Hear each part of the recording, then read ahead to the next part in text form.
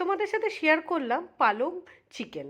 তো প্রথমে পালং শাকটাকে সিদ্ধ করে নিয়ে কড়াইয়ের মধ্যে একটা তেল দিয়ে একটু গোটা গরম মশলা আর গোটা জিরে দিয়ে ফোড়ন দিয়ে পেঁয়াজ আর টমেটো ভেজে নিলাম। তারপর ওর মধ্যে আদা রসুনের পেস্ট দিয়ে দিলাম। এরপর গুঁড়ো মশলা, লঙ্কা গুঁড়ো, ধনে গুঁড়ো, জিরে গুঁড়ো, গরম মশলা গুঁড়ো আর হলুদ দিয়ে ভালো করে কষিয়ে নিলাম।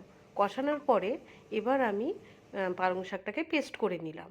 তো মাংসগুলো ওর মধ্যে দিয়ে ভালো করে কষিয়ে পালং শাক পেস্টটা ওর মধ্যে ঢেলে দিলাম। দিয়ে আবার ভালোভাবে ঢাকা দিয়ে দিয়ে একটু কষাতে লাগলাম। কষানোর পরে ওর মধ্যে একটু কাসুরি মেথি ক্রাশ করে একটু ছিটিয়ে দিলাম। দিয়ে আবার একটু ঢাকা দিয়ে রাখলাম। এরপর আর একটা ফ্রাইং প্যানে ক্রাশ করা ধনে, গোটা ধনে আর রসুন কুচি দিয়ে ছকে দেবো ওই তোমার চিকেনটার মধ্যে। তাহলেই তৈরি হয়ে যাবে পালক চিকেন। তো চলো, এই দেখো আমিও ডিনার করতে বসে গেলাম।